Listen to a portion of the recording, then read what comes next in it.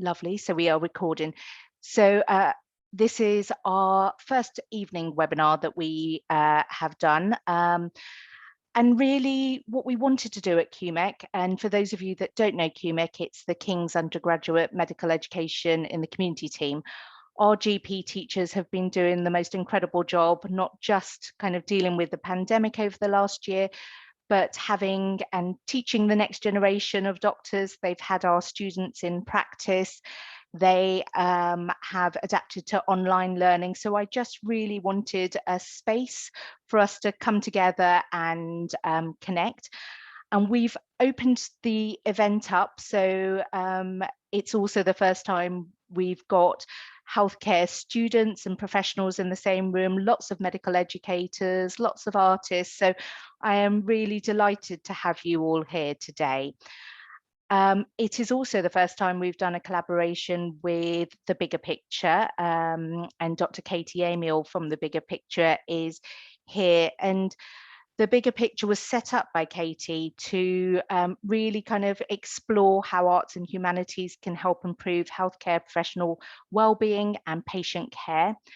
Katie's a GP in Hackney, in my neck of the woods. And sorry, I've just realised, I've just launched into the event and realised that some of you don't know me. So I will introduce myself. I'm Renee Paul.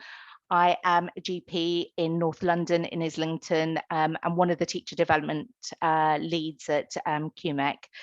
So Katie is a GP in Hackney. She's a member of the RCGP Wellbeing Committee. She's worked for the Practitioner Health Programme. She is a trained teacher of mindfulness-based cognitive therapy, and she developed a version of this for healthcare professionals. And I think I was one of her first pupils. I think I was in your first cohort, Katie. So thank you for introducing me to mindfulness, which have to say pre-pandemic had been something I did every few days, maybe if I remembered.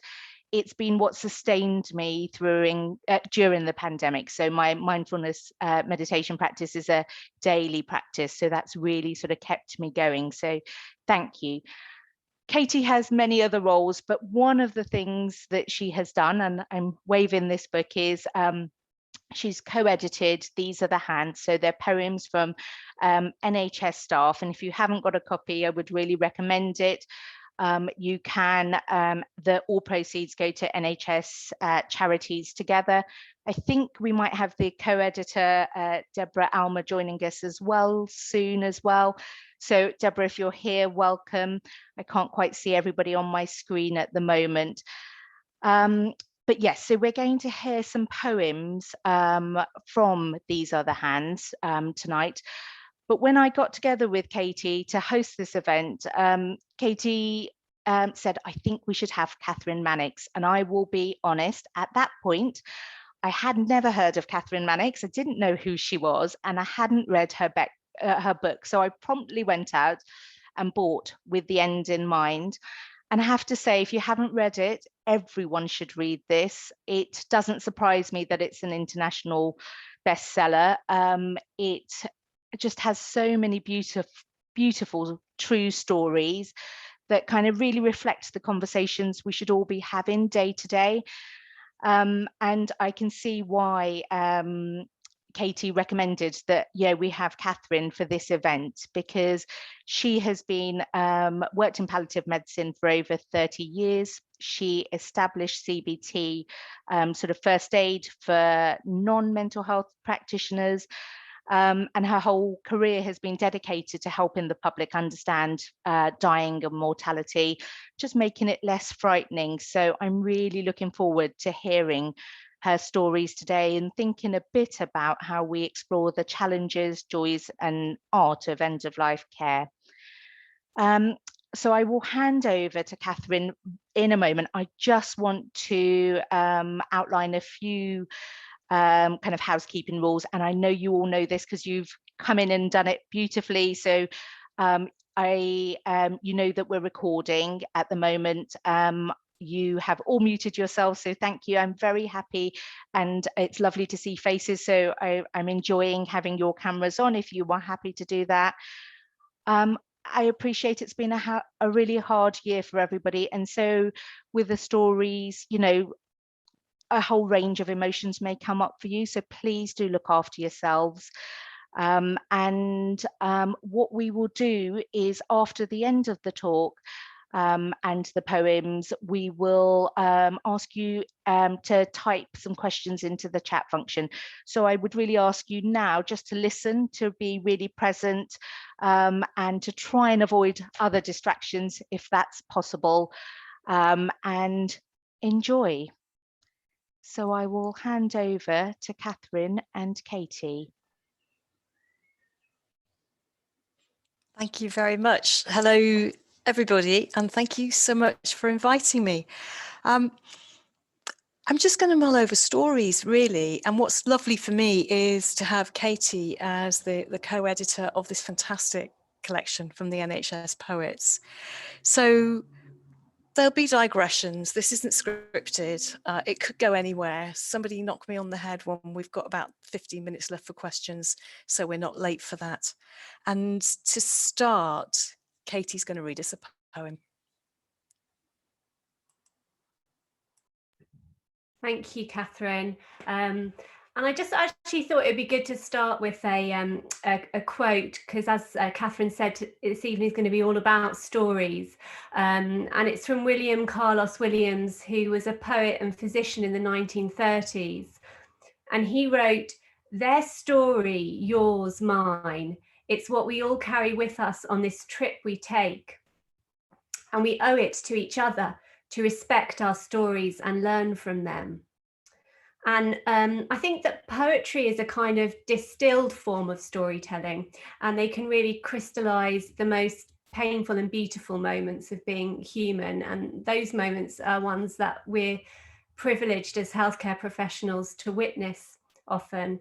And the first poem is called Chemotherapy, and it's by Julia Darling, who was a novelist and poet, and after her diagnosis with advanced breast cancer, became a really passionate advocate for the importance of the arts and poetry in healthcare until she died when she was only 48.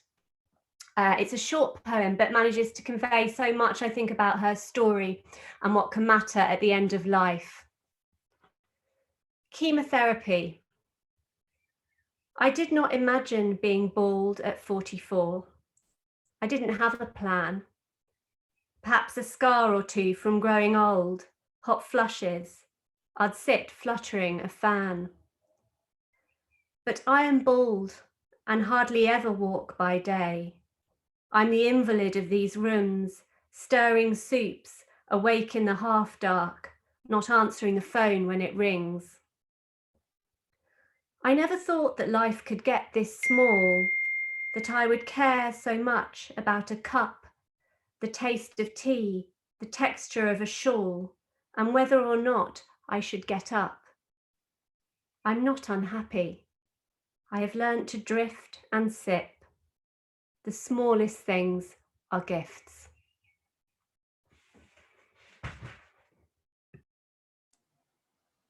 Thank you. I'm going to show you some slides simply so that there's something to look at while I'm burbling at you.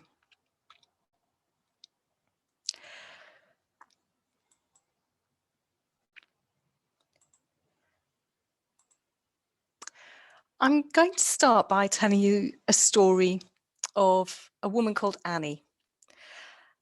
Annie was born in 1900, and this painting was painted in 1902, so it was the closest I could find. Annie had red hair, although by the time I met her, her hair was no longer red. This is the only piece of data I'm going to use today, that this is just to prove that I'm a proper scientist. This is life expectancies at birth in England and Wales from the decennial tables. So the next decade will be added to this when we get to the end of this month, and the 2021 data will be added. Annie was born at the wrong end of Liverpool, really, in 1900. And in 1900, life expectancy for girls at birth was around 52 years, although probably shorter if you had the misfortune to be born where she was born. And so for the first 20 or 30 years of her life, her experience of death and dying was the same experience that women of her age had had for generations. She, as one of the older daughters in quite a big sibship, helped to look after the younger siblings during their ill health, including during their end-of-life care. She looked after both of her parents dying of illnesses we might consider to be associated with old age when they were dying in their 40s. And by the time she reached her mid-30s, in the mid-1930s, she was a widow. She had, by that stage, 3 surviving children. One child had died of diphtheria at the age of 7, and she had a baby on the way. And her husband, who was in fact my maternal grandfather, died of peritonitis because they couldn't afford hospital care for his appendicitis. So far, so 19th century, 18th century, 17th century. So this was before the NHS, and I'm going to invite Katie now to read another poem from the collection that talks about precisely this. Yes, this is a poem by Valerie Laws, who is a social prescriber and link worker, and it's called Before the NHS, My Mother's Appendicitis.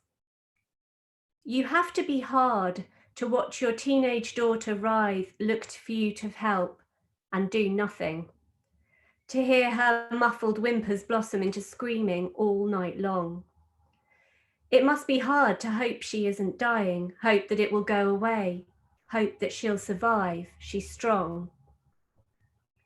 It must be harder to be the child in pain and feel your mother mop your sweating brow saying, no, doctor pet, you'll feel all better soon.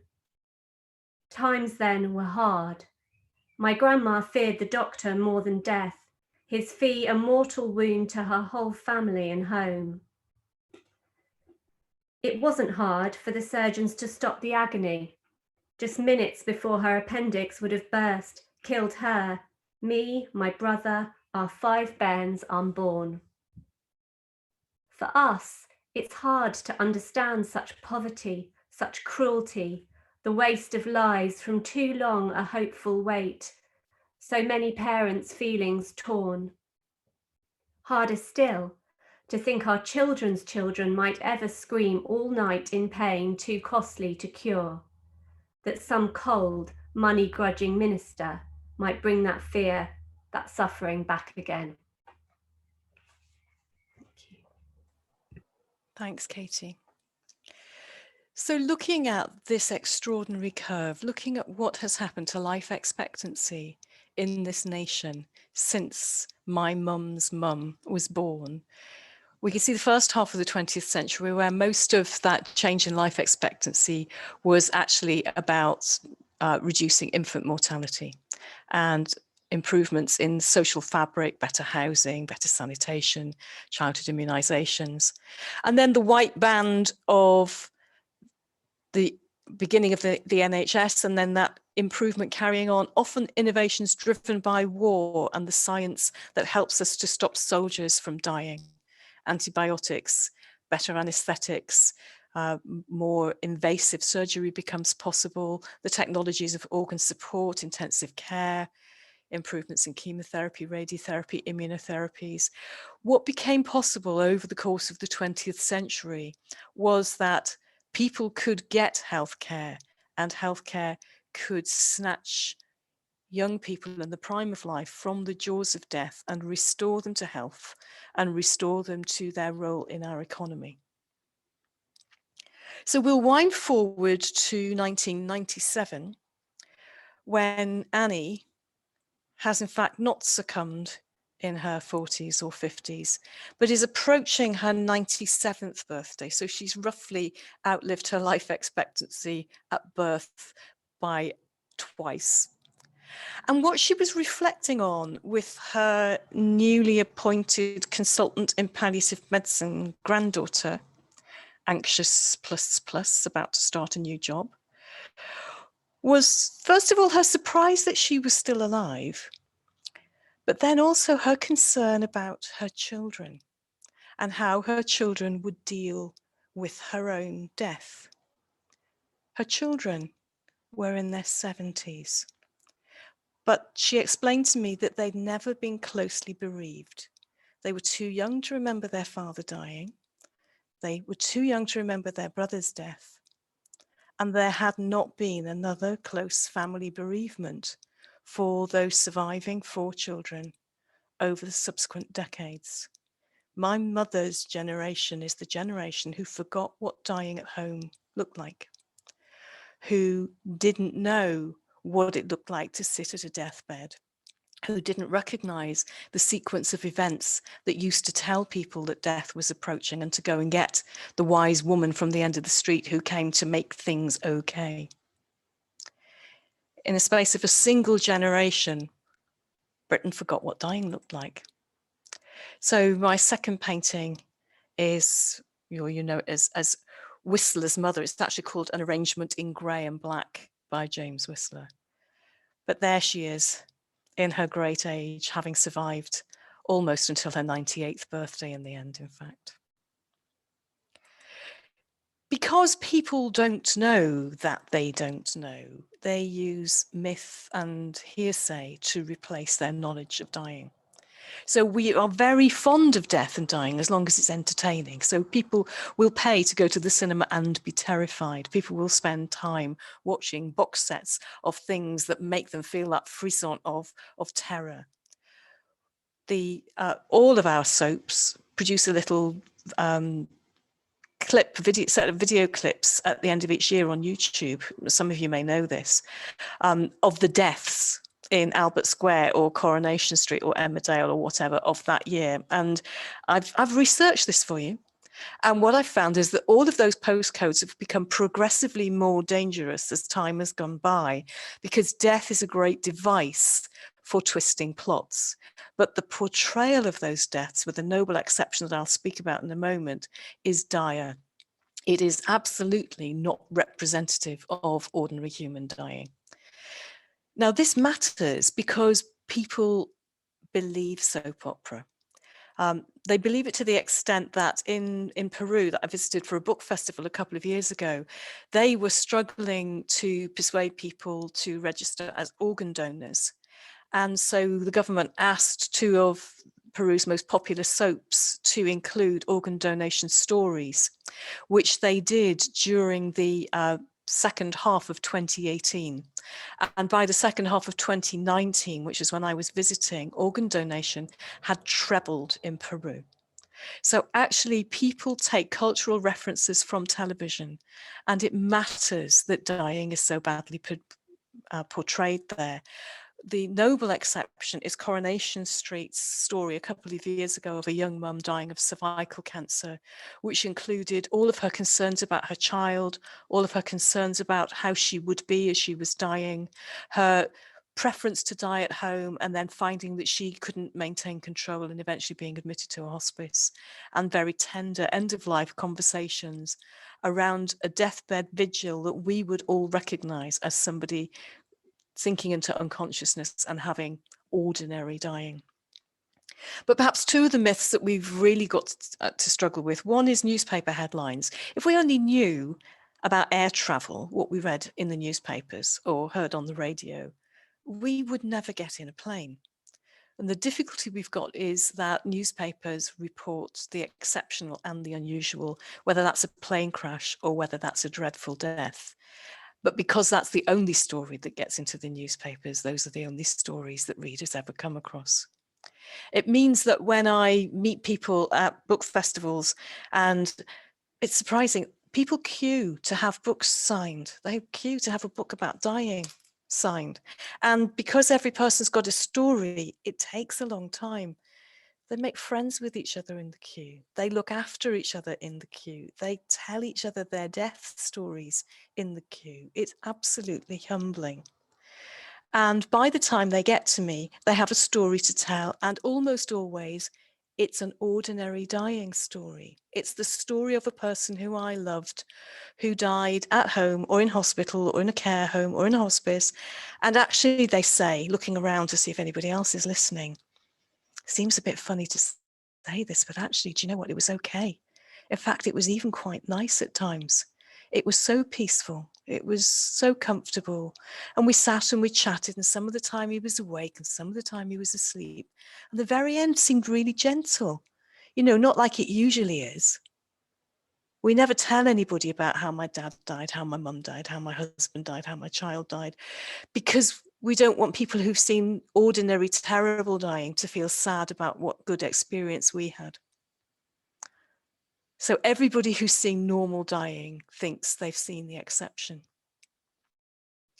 And then the really difficult myth, the myth that cardiac arrest or cardiac massage and CPR is a cure for death. That somehow when the heart stops by somebody pushing up and down on your chest a few times and miraculously finding a defibrillator in the cupboard under the stairs within 2 minutes, you could be sitting up having a cup of tea by the end of an episode of Holby City. And the difficulty is, of course, that there's all the difference in the world between the heart stops first in a person whose tissues and organs are otherwise reasonably well, and the heart stops last at the very end of the process of ordinary dying. And so we've tied ourselves in knots with having to give each other permission not to begin CPR at a deathbed, when CPR has no place at a deathbed, and all public understanding of that is lost. So what I am trying to do is help people to understand dying and death the same way my grandmother understood it, by having been there, by having seen it. And now, because they won't be there and because they won't see it, what I've tried to do is write a book of stories that simply say, come and sit with me and let's watch this. And then you take your stories and you add your stories to the pool of knowledge, so that gradually we can erode the public misunderstanding of dying and replace it with a good, robust, confident understanding of the process of dying. And we need to think, as healthcare practitioners and healthcare practitioners to be, about how we're going to use the stories that we've observed across our practice lifetimes to narrate ordinary dying in real time to our patients and the people who love them around their deathbeds.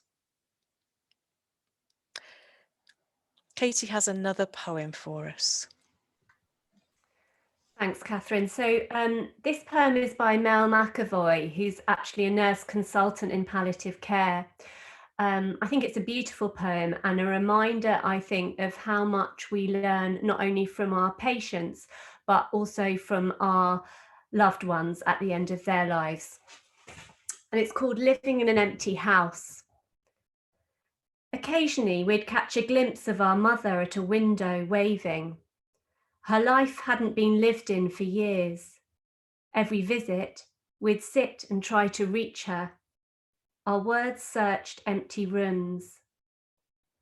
She lived in a deep labyrinth. There was always somewhere her feet were trying to get to. She'd look up and smile at something familiar, but then couldn't remember, losing names like her purse. We all soon became lost. A nurse saw the subtle shift, phoned in the early morning.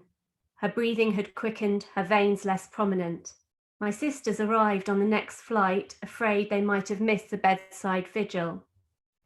We tried to keep tight hold of all the things she was.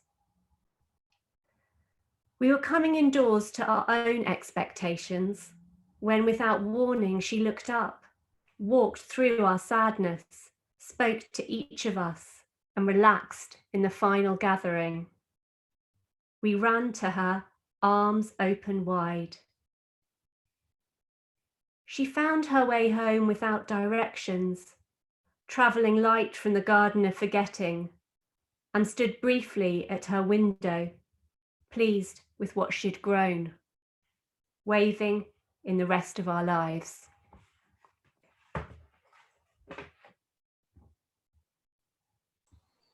Thanks, Katie. I think that line in Mel's poem, her life hadn't been lived in for years, absolutely evokes so many people who we all help to look after, doesn't it? Absolutely beautiful way of thinking about it.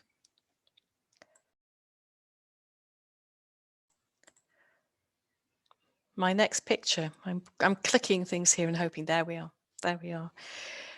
As many of you will recognise, this as one of Monet's Water Lilies paintings, and I've chosen it for two reasons. One is that it's an emblem really of a lifetime's work, and it speaks to me of our lifetime's work of doing something very similar over and over and over again, and yet each time we are in conversation with a patient about their health and their well-being and their living and their dying, we are trying to make this particular version the best it can possibly be. And as we move through our careers, we're leaning increasingly on the wisdom and the experience for the light and shade, for the technique, for the approach that we have in that conversation. And Monet's relentless pursuit of really being able to capture his garden and his pond at Giverny, it just absolutely spoke to me. The other reason I've chosen this poem is my next story is about a lady called Sabine, who is French. And she lived in England because, having been a member of the French resistance, she married a British airman who'd parachuted in behind enemy lines to help them build radios. And they fell in love and married, and she came back to live in England. She never lost her pronounced French accent, and the combination of her very severe, almost gaunt appearance and her imperious mannerisms and her very strong French accent, with her complete self-containment. When I met her as a young doctor in the first hospice that I worked at, I found her mysterious and, if I'm honest, slightly terrifying. Sabine had taken to wearing a ribbon rosette on her nightdress, and she was having her hair done one day, which is a very important thing, very important part of Sabine's day. And she was talking to the nurse who was doing her hair, and they were talking to each other by speaking to each other's reflections in a mirror. And I think that's relevant because Sabine began to speak of things that ordinarily would go unspoken. So the nurse asked about the ribbon, and Sabine told her it was her decoration for honourable service in the French resistance, and she was wearing it to remind herself that she could be brave. And the nurse asked her why she might need to be brave, and Sabine explained that it was because she was afraid of pain. Now, the nurse could have said, "Oh, you don't need to worry about that, we'll look after you. We've got very good painkiller techniques these days. That's really not a thing to worry about, Sabine." But this nurse was wise, and she said, "Tell me about your worry about having pain, Sabine." And Sabine explained that if her pain should become overwhelming as she approached her death, then she might despair. And should she despair on her deathbed, she, as a French Catholic, believed that she would be in a state of mortal sin. And so when she died, she would not be able to go to heaven. And heaven, she had absolutely no doubt, was where her husband was waiting for her for the 10 years since he died following a heart attack, and being able to say all of the prayers for the dying person with the priest in the hour before he died. That's pretty big. The nurse finished doing her hair, helped her back to bed, and then came down the corridor to the office to tell my boss what had just transpired. And he said, "Well, this needs dealing with," and said to me, "You better come with me." And we set off up the corridor to see Sabine with the nurse. Now, I have to tell you that I'm trying to think, probably about 26, 27, newly minted MRCP. You know, that last time in life where you know that you know everything. I was at that stage. So I couldn't quite work out why he was taking me to do a pain consult, because I knew about pain consults. I was pretty good at pain consults. What transpired has completely changed my life. It wrote the book. It brought me to talk to you tonight. He sat down on the bed. I'm sorry if there are any nurses present, but he did sit on the bed, mainly because she twinkled her eyes at me and at him and patted the bed to make sure that he sat on it. And then they had a conversation in French, because he was fluently bilingual, and usually they would have conversations in French in the evenings before he went home from work. But in French, he asked whether she wanted to discuss her worries about her pain in French or in English, and she said in French that they should discuss it in English because of the others, and gestured to us, who she realized probably wouldn't have the French to follow it, which was absolutely true.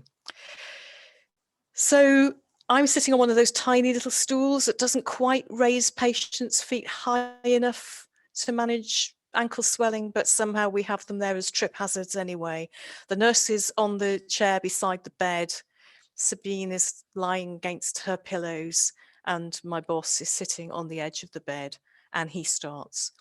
So I heard you had worries about having overwhelming pain as you're dying, Sabine. And I'm sitting on my chair thinking, that is not a subtle introduction to a conversation. What is he doing? And Sabine said, oui, because she was French. And he said, so I'm concerned that you've got worries about what dying would be like. And I wondered whether you would find it helpful if I explained to you what it is that we see when people are dying. And I thought, this is getting distinctly awkward. I don't like the way this conversation is going. And she said, oui. So he said to her, well, the thing that's interesting, Sabine, is it doesn't seem to matter what the illness is that people die from. Towards the very end of people's lives, we see the same patterns in everybody. And the first thing that we notice is that people are very tired. They need more sleep, and they find that having a sleep will help to recharge their batteries and give them a little bit more energy. You might even have noticed that's happening already. And she began to sit forward, and she said to him, oui. And he said, well, that's good.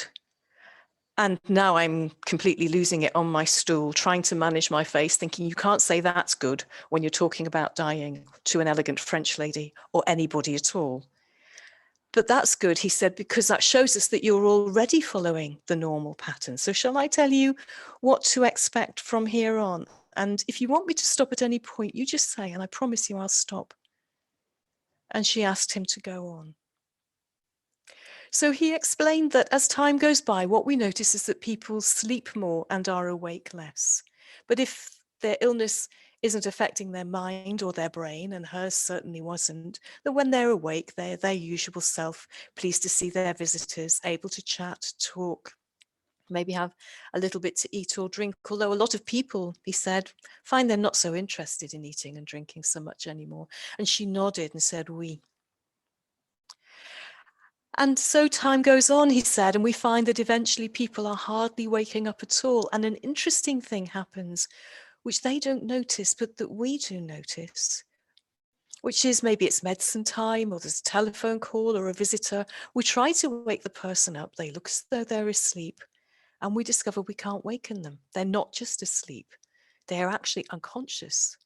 They're in a coma. Do you want me to say that in French? No, no, no. Coma, oui, I understand. So he said at that point, we can't rely on them being awake for taking medicines anymore. So those painkillers that somebody like you might be taking, we'll find a different way to give those painkillers, because we don't want the pain to come back while the person is asleep. And then they had a digression into a completely unnecessary French conversation about the French predilection for using suppositories, which we won't rehearse here. And so he said, probably what we'll do is use a little pump. Put a tiny little needle under your skin, pump in exactly the right amount of painkiller, the amount that's working so beautifully right now for you. We will continue that. and it will help you not to have your pain come back when you're too sleepy to wake up and take tablets. Does that sound all right? Oui. And so time goes by, people are asleep more, they're awake less, they're dipping into unconsciousness until eventually the person is just unconscious all of the time. And once a person is unconscious all of the time, the only part of their brain that's still working is the part that works their breathing. And so they just have automatic breathing reflexes, and sometimes the breath is deep and sometimes it's shallow, and it moves in cycles backwards and forwards. And some of the time the breathing is fast and some of the time it's slower. Sometimes it gets very slow with quite long pauses, and then it starts again with the fast part of the cycle. And so if your family were here and they were to see you maybe taking very deep breaths, breathing out with your throat closed without you knowing it through your voice, maybe making noises like then we will explain to them that this is breathing because a person is unconscious. This isn't trying to speak. This isn't groaning. This isn't distress. This kind of breathing tells us that the person is very deeply unconscious. And some of the time the breathing can be shallow and fast, and you could think the person was panting, might think that your person that you loved was breathless. So again, we will check and explain to families, no, this is reflex breathing, this is automatic breathing, this is unconscious breathing. This person is deeply unconscious and not at all distressed. And eventually, towards the very end of somebody's life, and I'm on my stool thinking, I need to crawl under this bed now. He has to stop. He can't keep going. How much further is he going to go? Eventually, there are long pauses. Breathing slows right down. And in my discomfort on that stool, I suddenly reviewed the couple of hundred or so deaths that I'd seen in my 4-year medical career so far, and realized for the first time that there is a pattern to dying, and I had seen it over and over and over again. The pattern that he was describing was the pattern that I was familiar with. It's just I'd never seen it before. I'd been so busy worrying about this person's blood pressure and that person's renal function and this person's hypoxia that I hadn't stood back and seen that there is a pattern. And so he said to her, at the very end of somebody's life, they're breathing very gently and very slowly. And there are pauses. Her eyes are locked on his. She's now sitting upright. She's taken both of his hands in her hands and she's stroking his hands. And eventually, he said, there will be an out-breath that just isn't followed by another in-breath. There's no sudden rush of pain at the end, no feeling of fading away. It's very, very gentle. Do you think you can bear that?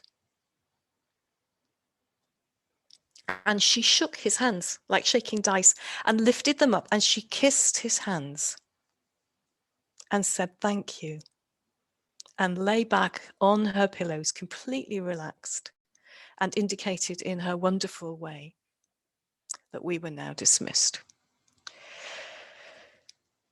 So we gathered ourselves and we went down the corridor, and he was very good. He said to me, are you all right? And I said, yes. And he said, do you want to go and make some tea? And I said, yes, please. So I went and hid in the kitchen and made tea and reflected that this is astonishing. We have this power. We can recognize this sequence of events. We can recount it to a person it is going to happen to, and it offers them information and consolation. And why do we not describe dying to everybody? And why was I not taught this in medical school? Why had I been qualified 4 years with a postgraduate qualification, 200 deaths in, and I had not known this important truth, which isn't about medicine, but which is about humanity? This is a gift to dying people, and the writing of a book is a way of giving it back. And Katie has found the perfect poem. Thanks, Kathryn. So this poem speaks of how, much like Kathryn's experience with Sabine, some of the most important things we learn are not from our medical textbooks. And it's written by Roger Blore, who's a consultant psychiatrist. In all those years at medical school, they never told me that sitting with the dying was the human thing to do. I discovered that myself one night, behind the screens around a bed at the end of the medical ward. They never told me that all the family would want was just for me to go upstairs and close her eyes and place a Bible in her hand.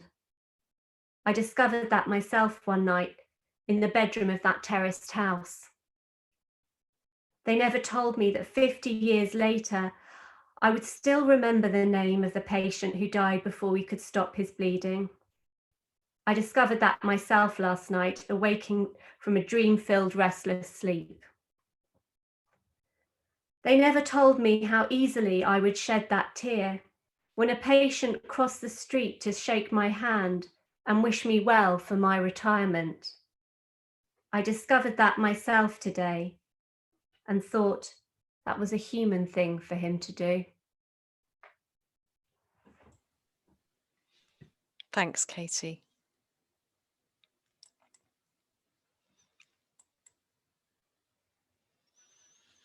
My next picture is modern culture reflecting on the past. And it's part of my call to all of us in healthcare to become midwives for the dying. That if you think about what a midwife does, it perfectly encapsulates how we can help people to be prepared, to know what to expect so that they can make a plan, so that they can make a backup plan, so they can work out whether the house that they live in is suitable with the toilet 2 floors away from the bedroom, so that they can work out whether it is the right thing to go and live with their daughter who's got 6 children under the age of 5 for the last part of their living.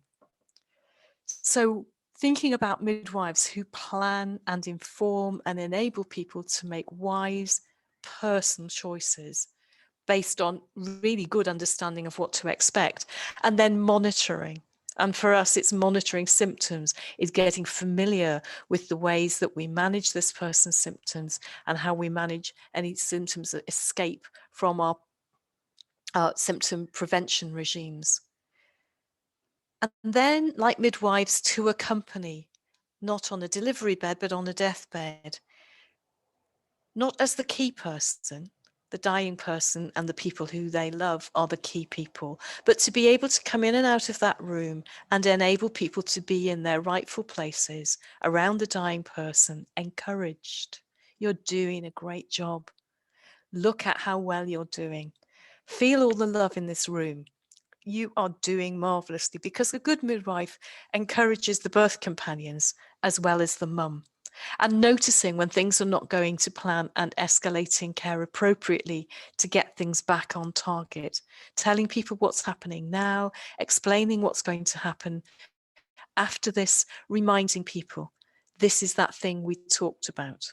So in a delivery room, we're talking about the bearing down feeling that we talked about, and that you will want to push, and I'm going to ask you not to yet, that we talked about.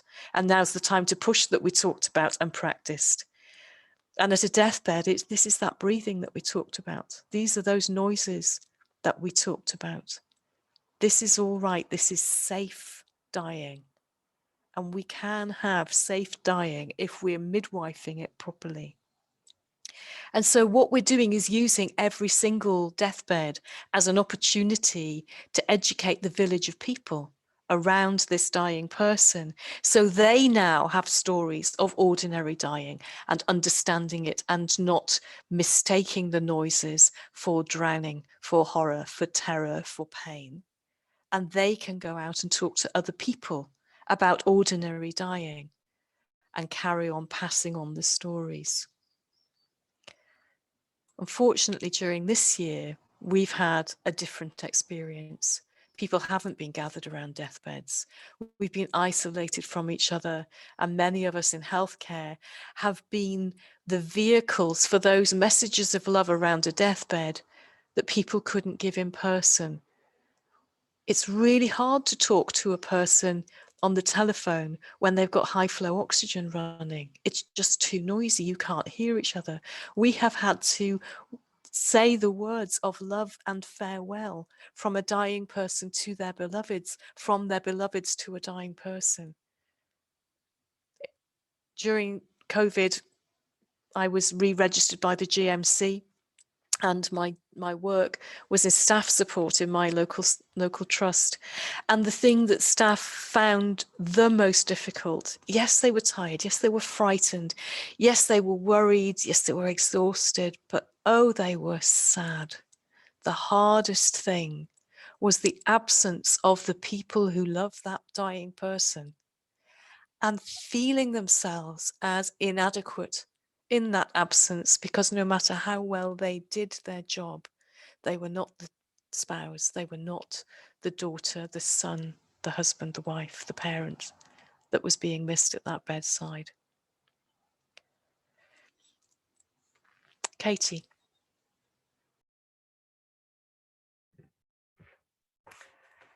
So this poem was written by Margaret Adkins, who's a practice nurse, about her time experiencing death for the first time as a student nurse.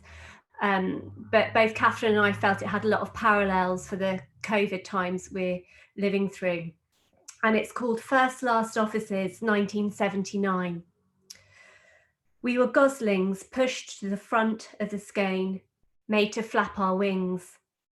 As hatchlings, we had emerged more turtle than goose, able to turn to salt water. We were chosen for our instinct to forge alone. One November night, sounds of sleep and mattresses bowing filled the cardiac ward, unaffected by an old man's death in a side room. I was alone until another first-year student was sent to help. We were 8 months into our training. Unsure and timid in the ritual of last offices, we started to wash his cooling body, whispering, telling him we were in flight, in our first week. We had been warned to see ourselves without glory.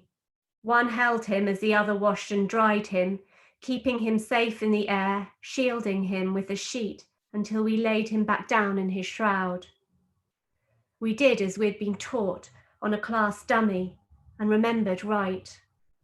Our last offices were nodded at when Night Sister descended and tugged at his flesh raptor-like. We repeatedly closed his eyelids. Tears smarted at homemade jam sandwiches wrapped in greaseproof paper, unopened and fresh in his locker. The handmade get well card for Grandad we saved in a plastic bag, marked belongings.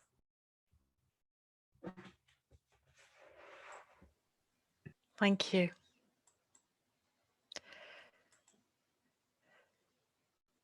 So my next image is the sketch note drawn by my colleague Saskia Dorman, who's a palliative care consultant in Dorset, for a piece of work that was commissioned by NHS England at the very beginning of the pandemic, which was a framework for breaking unwelcome news to support staff, particularly in hospital, who were unaccustomed to talking about dying and death.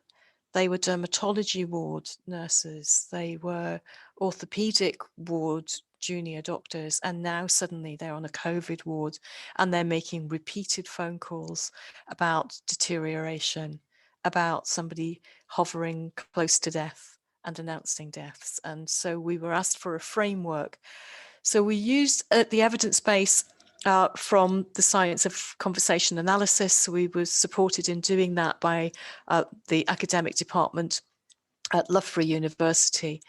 And they helped us to look at what makes a conversation that gives very unwelcome news work in a way that enables the person to be in a place to receive the news without being so shocked that they cannot process the news. So this is a 5-phase framework centered on personal compassion. When people are present and we have to break unwelcome news, we prepare a room, don't we? We go and check that there's the right number of chairs in the room for the number of relatives we're going to bring in there in a moment. And in a similar way, we need to prepare ourselves, center ourselves on our compassion, and be clear about what the message is that we need to give and how we are going to enable this person to be navigated safely to the other end of the conversation. We begin our telephone conversation in the same way as we begin our conversation in that room, with introductions, but we have to think about the fact that it's a telephone. And so we have to think about speaking slowly and thinking about speaking loudly enough and checking who we're talking to, who they're with, where they are. If they're in the vegetable aisle in Tesco's, or if they're surrounded by the children of a person we're about to tell them has died, now is not a suitable moment for this conversation. So we need to think about them being ready and us being ready, and then for them to narrate to us what they've understood so far, because in their doing that, they describe the trajectory they've been observing, and they realize as they're telling us that things have not been good. And so rather than now dropping bad news from a great height, they have walked themselves up towards the bad news with us, and so we can give them the next piece of news. And the hardest thing in using this in communication skills practical training in hospital where I was working was to get people to give the news and then just be silent. In particular, junior doctors wanted to continue to say, and we tried this and we did that and we thought of this and we tried that. And no, she's dying is the news. Be quiet. He has died is the news. Be quiet. The bad news is not your fault, but don't get in its way. Silence is where the work happens, where people process and understand, and the awfulness of the implications begin to dawn on them, at which point they will emote, and that is okay. People who've understood bad news will be distressed. Doesn't mean you did it badly. In fact, it means you did it well enough for them to understand. So having been with them, and because it's by telephone, we can't do that sitting quietly. We can't do that hand on a shoulder. We have to do it with our voice. I'm sorry, I'm still here. There's plenty of time. I'm not in a hurry. Even when you are in a hurry, I'm not in a hurry. I've got plenty of time. I can hear this is hard. Nothing that they need to listen to, but noise that says, I am here and you are here and we are together in this. So that when we're ready to finish, we can start to rehearse with them. What are they going to do now?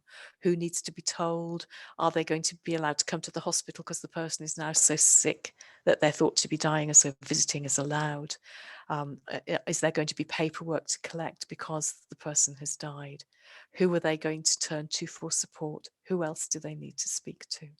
What else might they need to know before we finish the phone call? And then, having finished the phone call, the importance of writing it down, or it didn't happen, using the words that we used, because the next person on the next shift who needs to give the next piece of news needs to understand what was said today and how. And then that moment of self-care, even though it means we're outside the workspace for some moments, because actually we all owe it to each other to look after each other here so that we can stay well. So that is the framework that was developed with some videos, and it's on the Health Education England website. If that's of use to you, particularly I'm thinking those of you who are still learning these skills, it's, I think, and I hope, a helpful framework for people to use. So Katie has a poem about. Thank you. So this poem is by Iora Dawes, who's a medical social worker. And And it is about breaking bad news. And I think it's also a poem about love. And we don't often talk about love in medicine. I think we should. And it's something that's absolutely central to Michael Rosen's latest book about his experience of being ill and being cared for by the NHS, which is called Many Different Kinds of Love. And I think this poem represents one of those kinds of love. And it's called Day of the Results. Nothing much has changed. Dawn arrives at the specified time. The cat leaps at a butterfly and misses. A fox ambles down the middle of the road. Except everything has changed. I sit in a room with no view where thousands have sat before, heavy with the weight of days and nights of not knowing. Hearing the surgeon explain histology that brooks no nuance, that shall have dominion. In a voice tempered with a kind of love for another human being. Watching his face, imagining the toll of giving bad news year after year. And when done, thanking, not for the news, but for the manner of the giving. Thank you.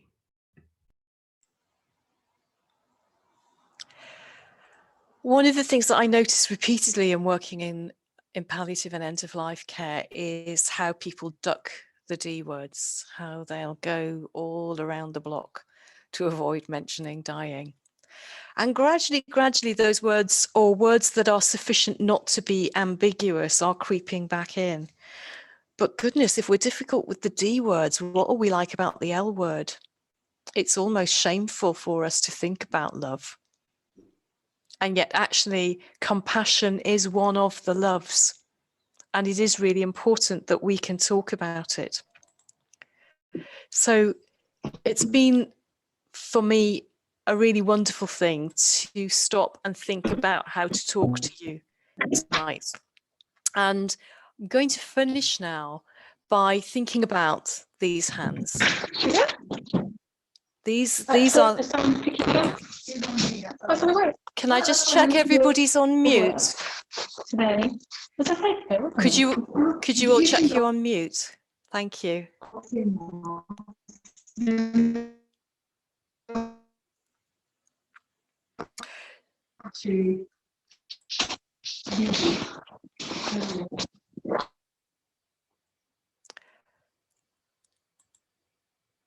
My last story is actually about Katie.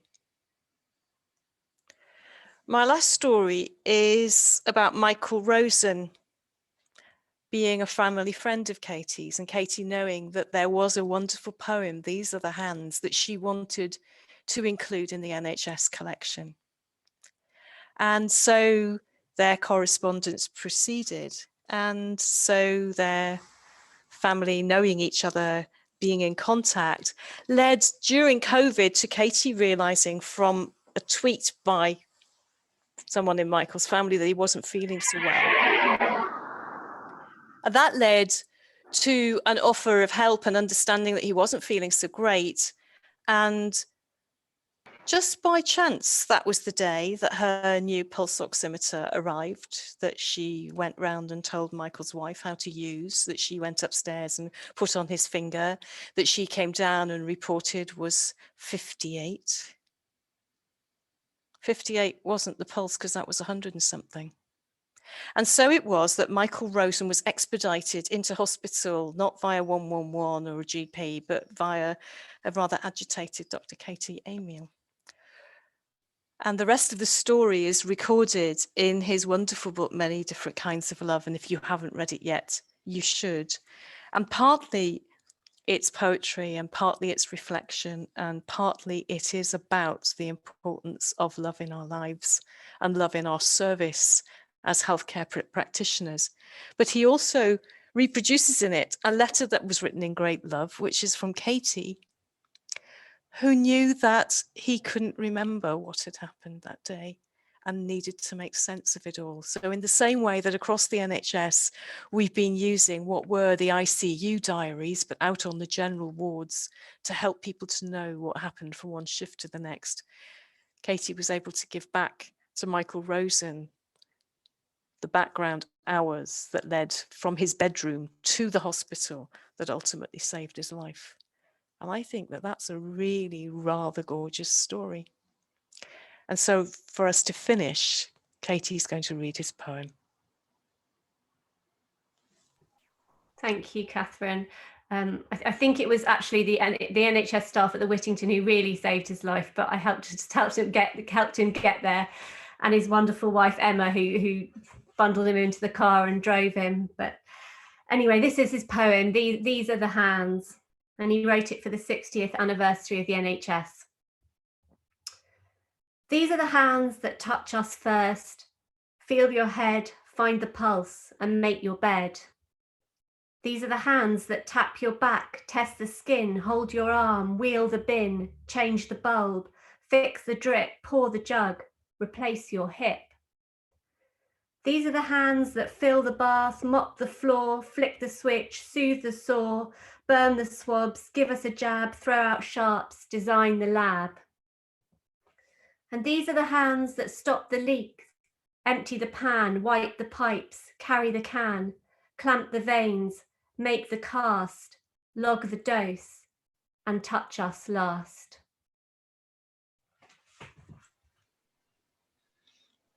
Thanks, Katie. Thanks, Rini. Thanks, everybody. So really, we're open now for discussion and comments and the wisdom in the room. I'll take the slides down. Thank you. So we've decided to do this with using the chat function. So if you have any questions you want to ask Kathryn or Katie, would you just pop them in there, and Ros and I will keep a little eye, because I'm also very aware that Kathryn has another meeting straight after this one. So I want to make sure you guys are all sort of finished by 15:15 so that Kathryn can go talk to some sixth formers. I guess one of my thoughts was, I'm left with thinking about love and listening and language. And Kathryn, I think your new book, Listen, is that talking about language? Is that sort of what you felt the next step would be? That's a great question, and it's really not talking so much about language as about how often we think when something needs to be discussed, we really need to give somebody a really good talking to, and how powerful it can be to really give somebody an absolutely wonderful listening to instead is far more likely to make progress. So it's talking about how do we get into those conversations? How do we offer this space and then give people the option of joining us in that conversation? So it's not written for doctors. It's written, well, neither book's written for doctors. It's written for all of us to just think about how we navigate those conversations. Because I think that if we give people scripts, they will sound scripted. But if we give people principles to guide them to listen and reflect and speak from their hearts, the words will happen. So there are lots of questions coming in now. One from Yvonne, who works with us with year 2 students, so quite junior medical students, asking how they can feel more confident broaching this topic generally with patients. What I'd really like medical students to do is go and make friends with some patients, get to know people who are thought to be in their last period of living, and then meet regularly in small groups as well, so that between them, a little bit like the pregnancy, childbirth exercise that a lot of medical schools do very early on, to work in groups so that they're watching different end of life trajectories and comparing and contrasting to see the similarities, to notice the differences. And some of them will be able to have those conversations, and some of them might even be allowed to visit during dying, because I don't think you can speak about it confidently until you know what it is that you're talking about. Definitely something we can take back and think about at King's with our Year 2 students. Elizabeth Davis has asked, when did you start to realise that you needed to start writing the stories down? And did you do it in real time or from memory much later? I've got a file of A4 sheets that were my sanity file from being a medical student onwards. So if I went home and somebody was just too big in my head, I would write it down, and I would only let myself write one single side of A4 so they didn't get self-indulgent. Obviously no names were written on them, they're all dated, but there's no names. They're not all sad things. I mean, the first baby that I delivered is in that bundle, amongst other things. But it was just a way of staying sane, I think. And then it's, of course, turned out to be what my friends in social sciences called field notes, although it hadn't been intended ever to be something that would be published. Thank you. We've got Pete Carter next, who's a psychiatrist. It's just asking how we can relearn the compassion for our patients and ourselves that have been eroded over the last year. That's a great question, isn't it? Do you think the compassion has been eroded, Pete, or do you think it's the energy to exercise it that's been eroded? I thought I would be seeing compassion fatigue by now, and I'm seeing fatigue. But I don't think I'm seeing compassion fatigue as far as patients are concerned. But I'm not sure how much we're looking after ourselves at the same time. And I think that a lot of the restoration is going to be about individual NHS organisations and the NHS as a whole, making it its purpose to really restore and regenerate staff, because everybody is so tired. Pete, I don't know if you were able to add to that or whether you wanted to clarify what you meant. Don't feel you have to join us. That's fine. I'm going to move on. I'm assuming Pete's busy with his boys. So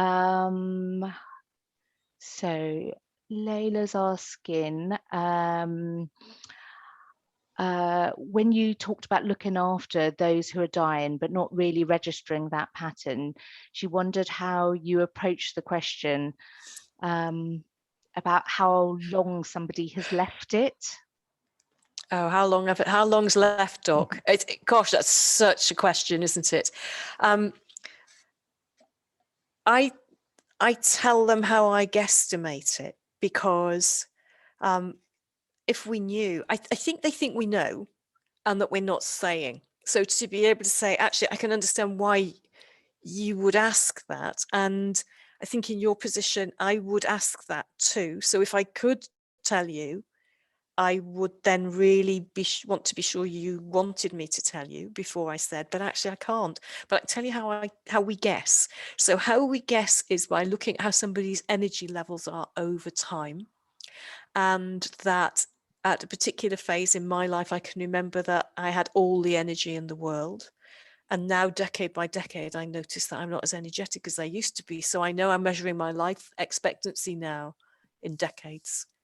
But I know people who are older than I am, or who are more sick than I am, and I see them change year by year. And I know that we're measuring their life expectancy in years. So a time will come in your illness when you're noticing the change from 6 months to the next, and then we'll know we're measuring in half years, maybe 1, 2, 3 half years, but not in decades anymore. And as time goes by, there'll come a stage where you're noticing changes month by month and week by week, and towards the very end of people's lives we see changes day by day. So it looks to me like there's still plenty of time, or a fair amount of time, or some living left to do. And when time is getting shorter, I think what will happen is you will tell me, and I will take your concerns very seriously, and we'll think about that together then. I'm going to group a few questions together. First, there's one from Ruth about whether because of COVID sort of making things far worse? And do you think it's in part because of that distance and the removal from the deathbed? I think that we're going to have a huge epidemic of horrible bereavement, aren't we, behind this? We're already seeing it. And all of you who are in primary care will be very, very aware of that already. It's interesting for me as a palliative care person to see how some people in particular specialties have found this more difficult than others, perhaps because seeing dying on a regular basis was part of, it was bread and butter for me. So it was seeing it in this separated, disjointed, unpredicted way, and people who were, well 3 weeks ago and moribund today. I think it's the extraordinary frequency of it, and without the winding down phase of an advanced illness, we're used to seeing people either well and then suddenly stricken by cardiovascular event, for example, or having a terminal illness at the end of which we group ourselves for them to die. So this has been so unusual because of the numbers, because of the lack of a previous condition that would make the person die, even if it made them more predisposed to be sick with COVID. I think there's lots and lots of factors that have made it very hard. But it certainly made the public aware that humans are mortal. And I think we've got an opportunity here now to start to think about celebrating what's important to us and starting those advanced care planning conversations that we need in order to populate our primary care palliative care registers. Because if we'd been able to do that, if there hadn't been such public reluctance to populate those registers, we wouldn't have been in that desperate state of having to get advanced care planning conversations done so quickly, remotely. So I think it's offering us an opportunity, as well as it having been very, very difficult. And I'm going to end with sort of several questions all put together from Anne Stevenson, who is our Professor of General Practice, sort of reflecting on the difficulty now with shift work and loss of continuity, especially in primary care. And Harry, and apologies, Harry, I can't pronounce your surname, so I'm not going to say it and get it wrong, but he's a healthcare designer, and wondering whether this is an opportunity to kind of think innovatively about the way we design our services, so that we can help patients and clinicians, be more familiar with patterns of dying. Yeah. So first of all, the medical continuity thing is a problem across the whole of medicine.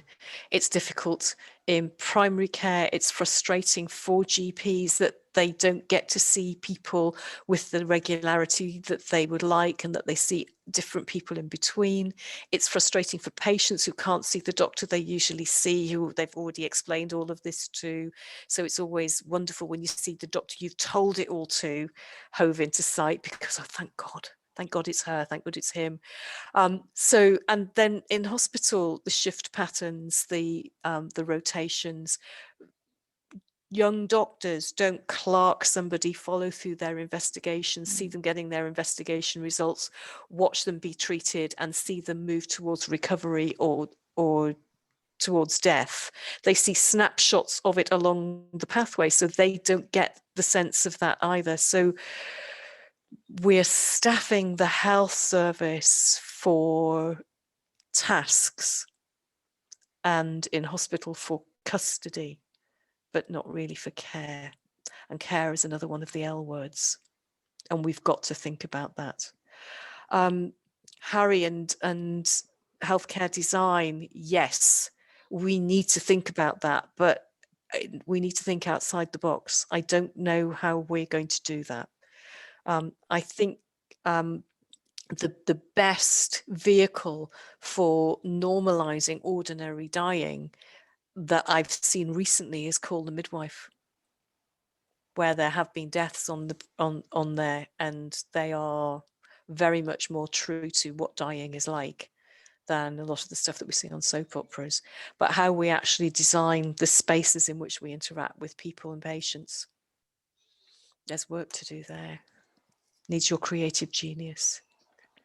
And I think that's a fantastic place to stop. I'm very, I'd invite you all to unmute yourselves so that I hope Katie and Kathryn, you will able to hear kind of our applause.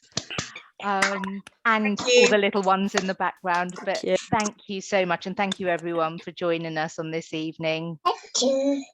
Thank you much. Thanks, Joe. I really enjoyed it. So did Clara. Thanks, everyone. And thanks to you, Rainey. That was really well facilitated. Thank you. But thank you, Kathryn and Katie. Amazing. Thanks, Rachel. Yeah, it was wonderful. Thank you. Thank you. Privileged to be here. Thank you. Thank you very much. So we will let you go at exactly 7:15 on my clock. Have a lovely night, everybody, and look after yourselves. Thank you.